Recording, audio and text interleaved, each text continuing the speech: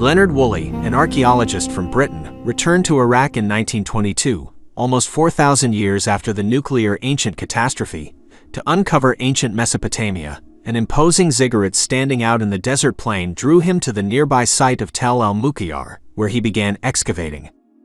As old walls, artifacts, and inscriptions were unearthed, he realized he was digging up ancient Ur of the Chaldees. 12 years of his work were conducted through a joint expedition between the British Museum in London and the University of Pennsylvania Museum in Philadelphia. For those institutions, Sir Leonard Woolley found some of the most dramatic objects and artifacts in Ur. However, what he discovered may well surpass anything ever exhibited before. In the course of removing layers of soil deposited by desert sands, the elements, and time from the ruins, the ancient city began to take shape. Here were the walls. There were the harbors and canals, the residential quarters, the palace, and the tumul, the elevated sacred area. Woolley's discovery of a cemetery dated thousands of years ago included unique royal tombs. Discovered by digging at its edge is the find of the century. The excavations in the city's residential sections established that Ur's inhabitants followed the Sumerian custom of burying their dead right under the floors of their dwellings, where families continued to live. It was thus highly unusual to find a cemetery with as many as 1,800 graves in it. From pre-dynastic, before kingship began, to Seleucid times, they were concentrated mainly within the sacred precinct. The graves were buried on top of each other, burials were interred in another grave, and some graves were apparently reinterred. To date graves more accurately, Woolley's workers dug trenches of up to 50 feet deep to cut through layers. The bodies were typically buried in hollows in the ground, lying on their backs. Woolley believed that these different inhumations were accorded based on social or religious status. In the southeastern part of the sacred precinct, Woolley discovered 660 completely different burials. With 16 exceptions, the bodies were either wrapped in reed mats as a kind of shroud or encased in wooden coffins, a more substantial distinction because the wood was scarce and relatively expensive in Sumer. After their death, each of them was buried in a rectangular pit deep enough to hold them. Men and women were thus buried sideways, not on their backs as in common burials. Their arms and hands were flexed in front of their chests while their legs were slightly bent. Jewelry, a cylinder seal, a cup or bowl were found lying beside the bodies or on them. These objects enabled dating these graves to the early dynastic period, roughly 2650 BC to 2350 BC. It was when Ur's first dynasty, Uri, was founded, and the kingship was transferred to Ur from Uruk. Woolley concluded that these particular 660 tombs were resting places for the city's ruling class. Woolley discovered a group of 16 tombs grouped together and made an unprecedented discovery. Sumer was unique in Mesopotamia and throughout the ancient Near East, remarkable not only for their period but also for all periods. It was evident that only someone of the most significant importance had been buried in such unique tombs and burials, and who was more important than the king or his consort, the queen? Cylinder seals inscribed with names and titles Nin and Luga convinced Woolley that the royal tombs of Ur had been discovered. One of his most significant discoveries was the tomb designated PG 800. The unearthing and entrance of this tomb are comparable to Howard Carter's discovery and entry of Tut-Ankh-Amen's tomb in Egypt's Valley of the Kings in 1922. Woolley sent his sponsors a telegram in Latin on January 4, 1928, to protect the find from modern thieves. This unique group of tombs has been referred to as the royal tombs of Ur by subsequent scholars, despite some who have wondered because of what the tombs contained who was buried in them. Scholars who believe that ancient gods are myths are left bewildered. Those who accept the reality of the gods, goddesses, and demigods are in for a thrilling adventure. First of all, the 16 notable tombs were not just pits dug in the ground big enough to hold bodies. Instead, they were chambers constructed of stones, they were deeply buried, and they had vaulted or domed roofs that required extraordinary engineering skills at the time. A final unique structural feature was added. Some tombs were accessible via sloping ramps leading to a large courtyard behind which the actual tomb chamber was located. Additionally to their exceptional architectural features, the tombs were unique because the body they housed, lying on its side, was sometimes not only in a coffin, but sometimes in a separate enclosure. All this was in addition to the fact that the body was surrounded by opulent and exceptional objects, in many cases, each of them unique. In a tomb designated PG 755, Woolley found more than a dozen objects around the body in the coffin, and more than 60 objects in the grave. Among the items were a magnificent golden helmet, an exquisite golden dagger in a splendidly decorated silver sheath, a silver belt, a gold ring, bowls and other utensils made of gold or silver, gold jewelry adorned with lapis lazuli, the blue stone prized in Sumer, copper and electrum, a gold-silver alloy, and a bewildering variety of other metal artifacts, to quote Woolley. The dagger and the helmet were utterly unique in artistry and metalworking techniques. That was all quite astonishing at the time when human metallurgy was just progressing from copper, that didn't require melting, to the copper tin or copper arsenic alloy that we call bronze today. Let us remember that Egypt's pharaoh Tutankhamun reigned about 12 centuries after these observations, some 12 centuries after the opulent golden death mask and magnificent artifacts and sculptures found in the tomb of Tutankhamun. Several other tombs contained gold or electrum objects of excellent craftsmanship, both similar and different. Daily use utensils were made of pure gold, such as cups, tumblers, and even a tube for drinking beer. Other cups, bowls, jugs, and libation vessels were made of pure silver. Here, there were vessels made of alabaster stone. Weapons, including spearheads and daggers, and tools such as hoes and chisels, were also made of gold. As gold was a soft metal, the implements, usually made of bronze or copper alloys, were ceremonial or status symbols, as they served no practical purpose. Numerous board games were offered, and a wide variety of musical instruments. Gold and lapis lazuli were lavishly used for decorations on many devices.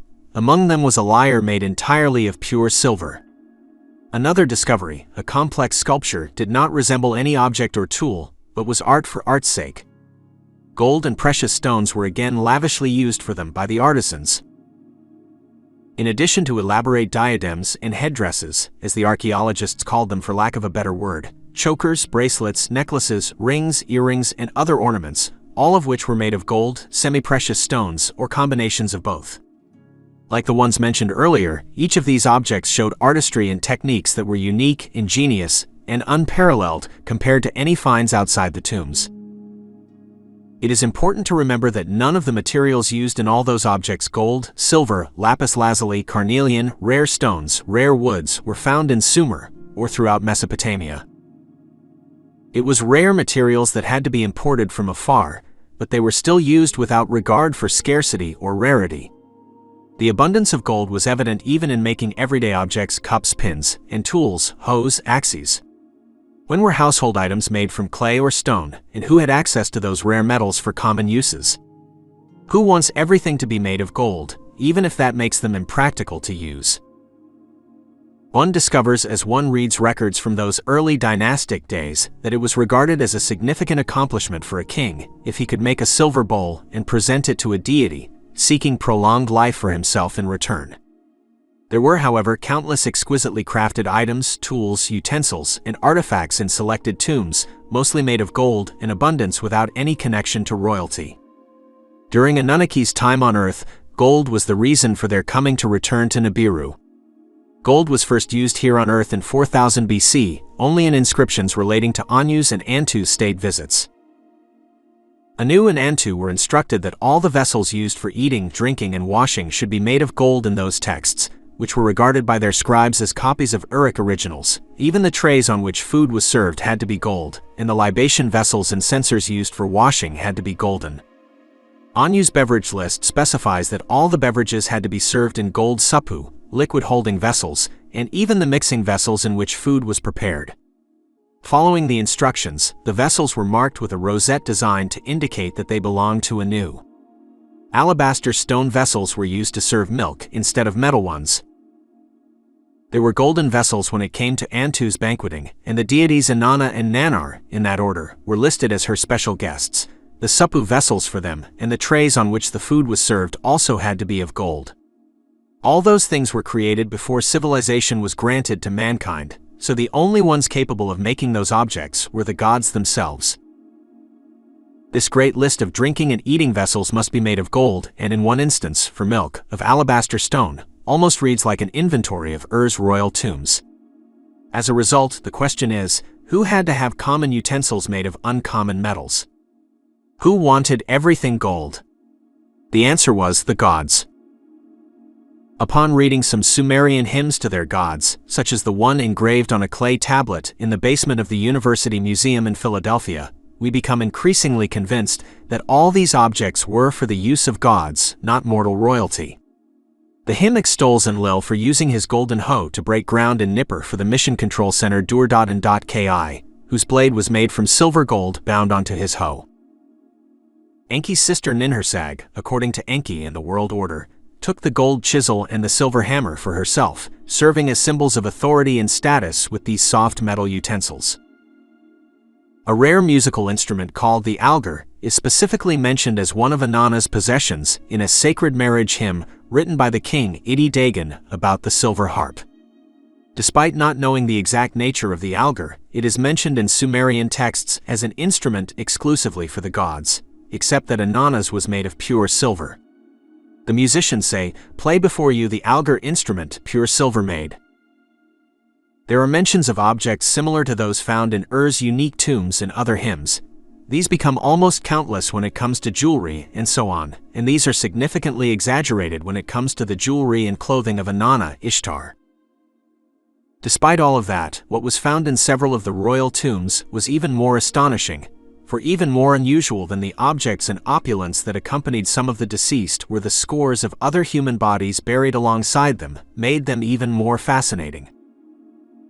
A tomb, designated PG 1648, was found in which two companions were buried with the deceased, an unheard-of occurrence in the ancient Near East. What was found in some other tombs was beyond anything seen before or since then.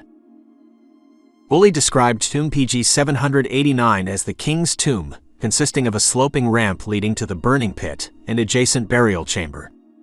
Grave robbers probably looted the tomb in antiquity, explaining the absence of the main body and precious objects. Despite this, other bodies were all over. 6 companion bodies lay on the ramp. A copper helmet and spear were on their heads as if soldiers or bodyguards. Each wagon was drawn by 3 oxen, whose skeletal remains were found in situ in the pit. A handler, a driver, and an oxen handler were also found in each wagon. In the death pit, Woolley found 54 of what he called the king's retainers, most males holding decorated spears with electrum spearheads. This was just a glimpse of what Woolley called the king's retainers. Near the bodies were loose silver spearheads, silver rain rings, shields, and weapons. Bulls and lions made a prominent part of sculptures. It was found near a smaller number of female bodies inscribed with art and music, whereas all that spelled out a military leader.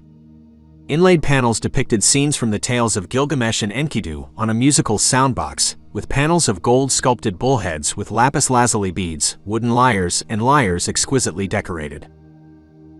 A rendering by an artist of what the assemblage in the death pit might have looked like in 1928, before everyone there was drugged or killed and buried in situ, provides a chilling glimpse of what the scene might have looked like. The Queen's tomb was adjacent to PG 789, which Woolley named the Queen's tomb. Woolley also found accompanying bodies both in the ramp and in the pit, including 5 guards, an ox god and its grooms, and 10 female attendants who were carrying musical instruments. However, the body was lying on a bier in a specially constructed burial chamber, accompanied by 3 attendants. Antiquity did not raid this chamber, probably because it was a hollow chamber, its roof. The pit's floor was at the same level as its floor.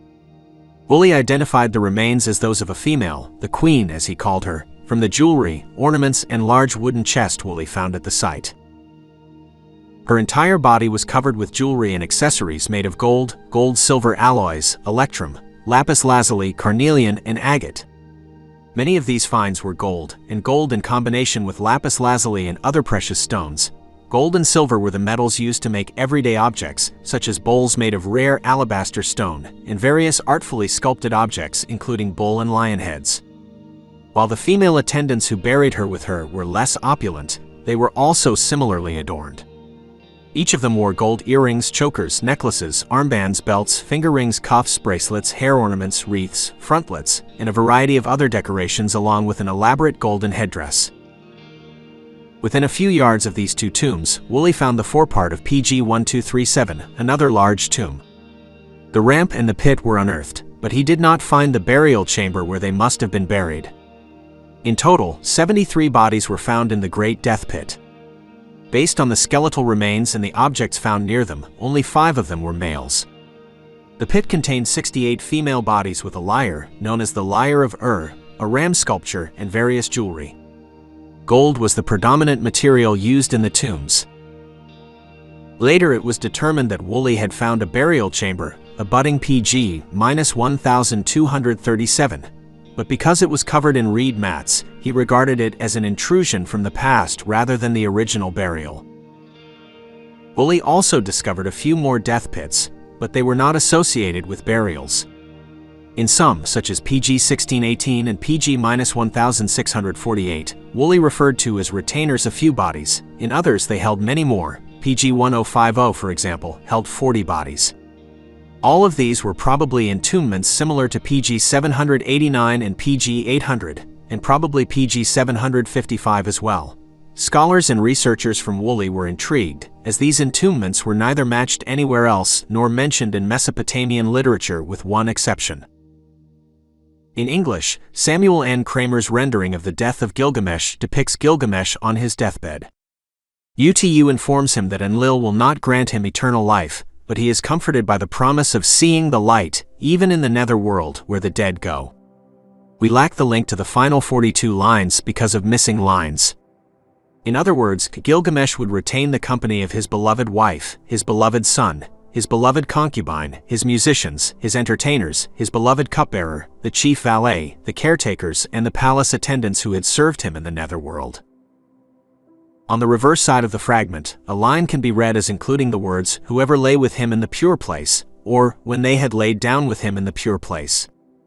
This suggests that Gilgamesh's death refers to an accompanied burial, presumably as compensation for not achieving immortality as one of the gods, which Gilgamesh was 2/3 divine. However, there is no denying the striking parallel between the death of Gilgamesh text and the discovery at Ur. Although there has been controversy over whether the attendants, who were undoubtedly part of the funeral procession, stayed for burial voluntarily, were drugged, or perhaps killed upon reaching the pit, the basic fact remains: there they were, demonstrating a most unusual practice unemulated and unpracticed anywhere else where kings and queens galore were buried over thousands of years. There are no co-buried attendants in Egypt's afterlife. The great pharaohs are buried, amidst an opulence of accompanying objects, in tombs deep underground, lying by themselves in complete isolation. Qin Shi Huang, circa 200 BC, the Chinese emperor buried in China, accompanied by an army of clay subjects, was buried with an army of clay subjects.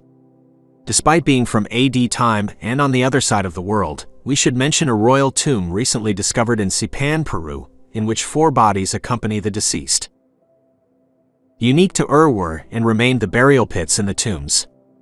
Why were these tombs so grand?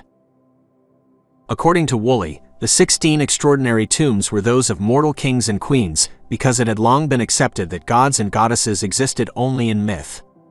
However, it is believed that demigods and even gods were buried there because of the abundant use of gold, the extraordinary artistic and technologically advanced aspects of the objects, and other features that we have discussed. An inscribed cylinder seal added to this conclusion. Woolley named this pile of discarded stuff the seal impression strata, or sis. There were seals and seal impressions found both inside tombs and outside. All depicted some scene. Several were inscribed with names or tides, indicating that they were personal seals. If a name-bearing seal was recovered on or next to a corpse, it was logical to assume it belonged to that person. In antiquity, it was believed that the loose cis seals came from tombs that were looted, with looters keeping valuable objects and discarding valueless stones. Researchers consider even the cis seals invaluable, and we will use them as clues to unravel the biggest mystery of the royal tombs: who was buried in PG 800. Seals of this type were found in PG 1382, a one-person grave, and PG 1054 by the side of a single skeleton. Among those seals, 6 featured scenes depicting lions preying on other animals in the wild. Although these seals did not reveal their owners' identities, it is evident from the 3rd seal that a wild man or a man in the wilderness has been added to the depicted scene. It was found in PG 261, described by Woolley as a simple inhumation that had been plundered. and on it was engraved the name of its owner, Lugal Anzu Mushin. Despite its obvious identification as the tomb of a king, Woolley did not dwell on this cylinder seal in his report. Subsequent scholars ignored it as well. If the inscription is read King Anzu Bird, it makes little sense since Lugal means king and Mushin means bird. In my opinion, the seal becomes highly significant when it is read King Anzu Bird, for it indicates that the seal belonged to the king of Anzu Bird famed Lugalbanda, whose way to Aratta was blocked at a vital mountain pass by the monster Anzu Mushin, Anzu the bird. Anzu, I was born Mushin in the great precinct in the Lalu. Inanna's beloved son, I am like Shera. Is it possible Lugalbanda, the son of Inanna, the spouse of Ninsun, and the father of Gilgamesh, was buried in the plunder and violated tomb PG 261? Our theory suggests that other jigsaw puzzle pieces will begin to form a plausible picture never before considered. The PG 261 site, however, contains, per Woolley, remnants of an assemblage associated with military men, copper weapons, a bronze axe, etc. objects befitting of Lugalbanda, the famed executive commander for the Inmerkur. Because the tomb had been plundered by ancient grave robbers, various precious artifacts were likely stolen. Take a closer look at the tomb PG 755, where a golden helmet and dagger were found, to envision how PG 261 might have been original. One of the gold bowls, actually held by the buried occupant, was inscribed with the name Mies Kalam Dug, the name of no doubt the buried person. We explained earlier that Mies means hero, while the prefix means demigod. Since he was not deified like Lugalbanda or Gilgamesh, his name does not appear in the god lists. The one instance of a name beginning with Mies in the god lists the partly legible name Mies.gar, Ra found among Lugalbanda and Ninsun's children. Mies Kalam Dug equals hero who held the land is not a complete unknown. We know he was a king from a cylinder seal inscribed Mies Kalam Dug Luga. There is a Meskalamdig, King Meskalamdig, in the Sis soil. There are two metal vessels near his coffin in PG 755 bearing the names Mies and Pata, and Nin Banda. Nin suggests they were related to him, and we know who Mies and Pata was. He is listed as the founder of the first dynasty of in the Sumerian King list. This honor was not earned without the highest qualifications. As stated in the British Museum text that we quoted previously, Nanar Sin himself was the divine seed giver. As a demigod, he was not Nanar's official spouse, the goddess Ningal. Nevertheless, his genealogy still made him a half-brother of Utu and Inanna. As a result, we also know who Ninbanda. Pata Ninbanda, goddess, spouse of Masanapada, identifying her as the wife of the Ur-I dynasty's founder. Nin was in this context. Nin was inscribed on a two-tiered cylinder seal in the Sis pile, the Man and Animals in the Wilderness series. Banda Nin Dam Mizan. What was Mies Kalam Dug's relationship to this couple? According to some researchers, he was their father, but we believe that a demigod can't be the father of a Nin, a goddess.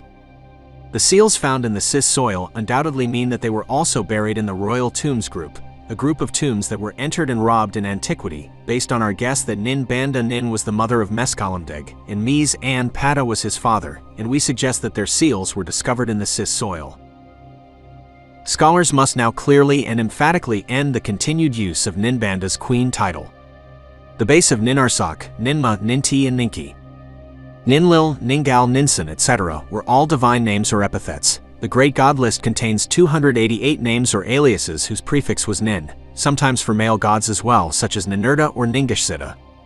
Even though her spouse was a king, Ninbanda was not a queen, she was a goddess. The inscription twice stated that she was Ninbanda, Nin. Confirming Mies and Pata's marriage indicates that Mies Kalam Dug, the VIP entombed in PG 755, was the son of the goddess plus demigod couple that founded Ur's first dynasty. In the relevant section of the Sumerian King list, Masanapada, the founder of the Ur-I dynasty, is described as having been succeeded on the throne in Ur by his sons An Pata and Mies Kiog Nunna. By bearing the Mies prefix, they also confirmed their status as demigods, as they would if their mother were the goddess Ninbanda. Mies Kalam Dug, the firstborn son of the family, is excluded from the Ur-I list. His title Luga suggests that he ruled elsewhere in the ancestral city of Kish. These discarded cylinder seals and a damaged seal imprint were found in the Sis soil, which bears Mies and Pada's name, suggests that ancient robbers found the tomb and robbed it, throwing away or dropping the seal.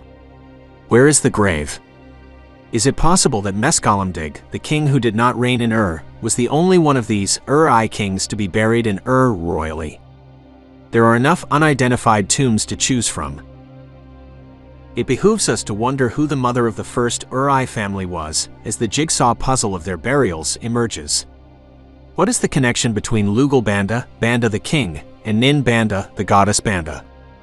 According to our theory, Lugalbanda was buried in Ur along with Nin Banda's spouse, Mies and Pada, and her 3 sons. What happened to her? Did she, with her Anunnaki longevity, not need a burial, or did she die at some point and be buried here? We will keep this in mind as we uncover step by step the astonishing secret of the royal tombs of Ur. Inscription: Lugal Shuda Da, King Shupada, appears on the 6th wilderness scene cylinder seal that depicts a crown-wearing naked male. Only that he was a king is known, but that alone is remarkable because the seal was found next to his body in the pit of PG 800, where he was one of the male attendants. The depiction of him naked fits with earlier instances in which a naked Lugal served as a female deity. It begs the question as to whether the other grooms, attendants, musicians, etc., who accompanied the deceased VIP were merely servants or if they were themselves dignitaries and high office holders. Furthermore, a seal bearing the identification A.Bara.ge, the water purifier of the sanctuary, was found near the wardrobe chest in PG 800, suggesting that the latter is the case. This seal was the personal seal of the deceased's most trusted personal aide, as the cupbearer of the deity. A cylinder seal found in the Great Death Pit of PG 1237 further indicates that the attendants of the entombed VIPs were high-ranking individuals themselves.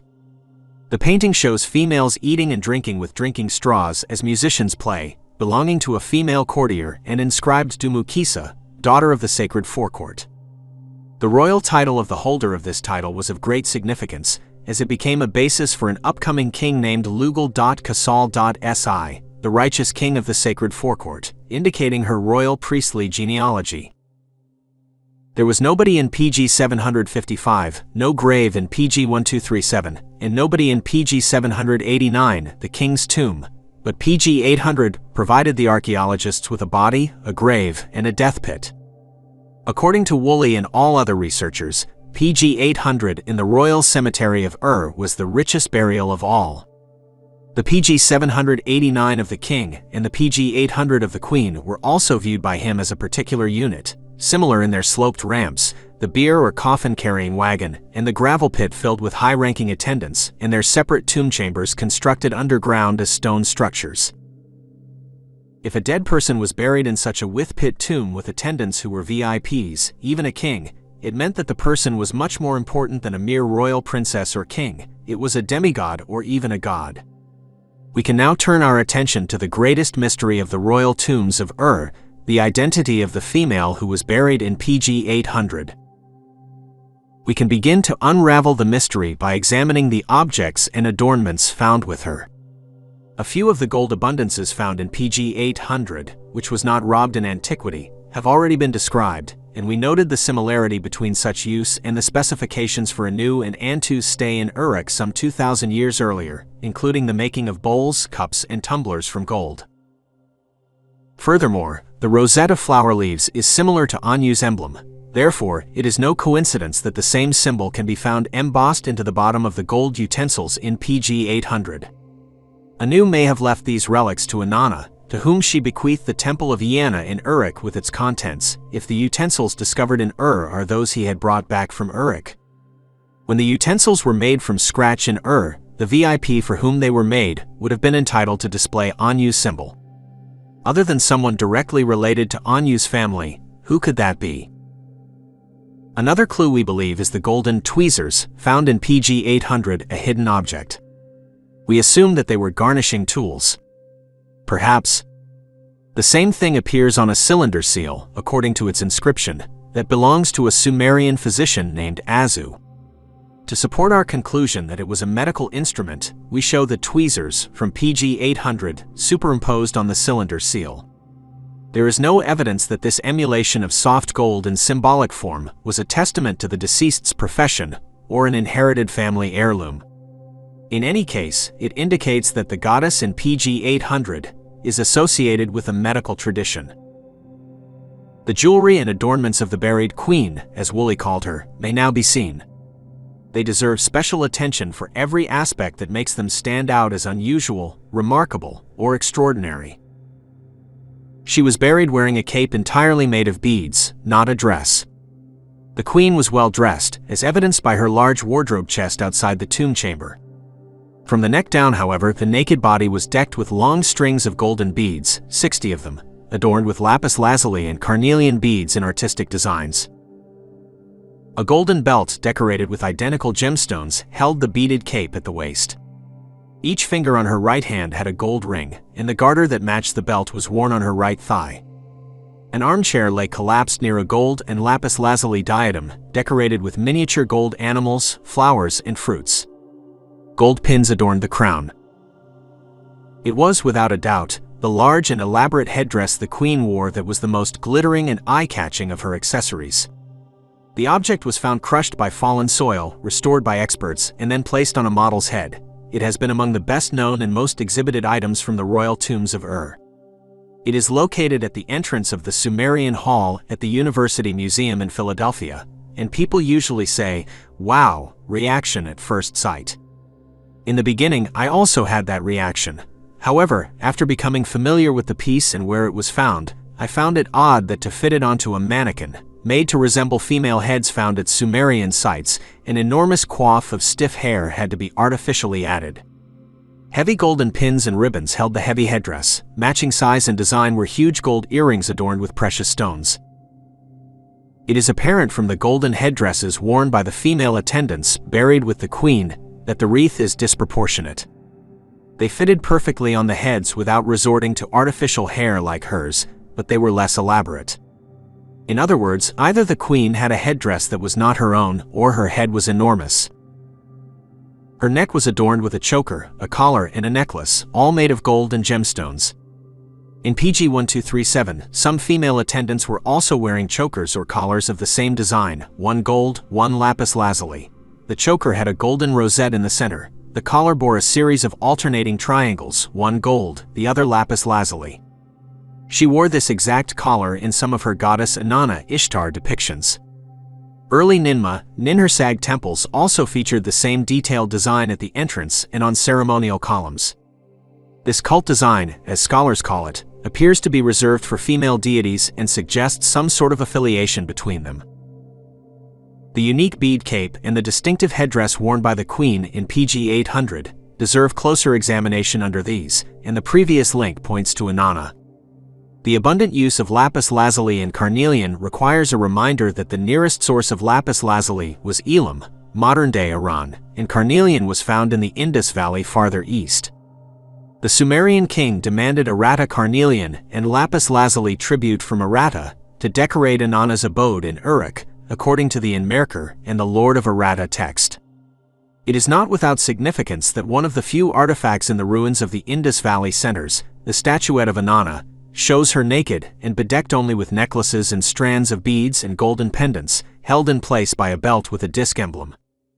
PG 800's queen, adorned with a beaded cape and belt, has a similar towering headdress with large earrings that appears as though an artist attempted to recreate it in clay.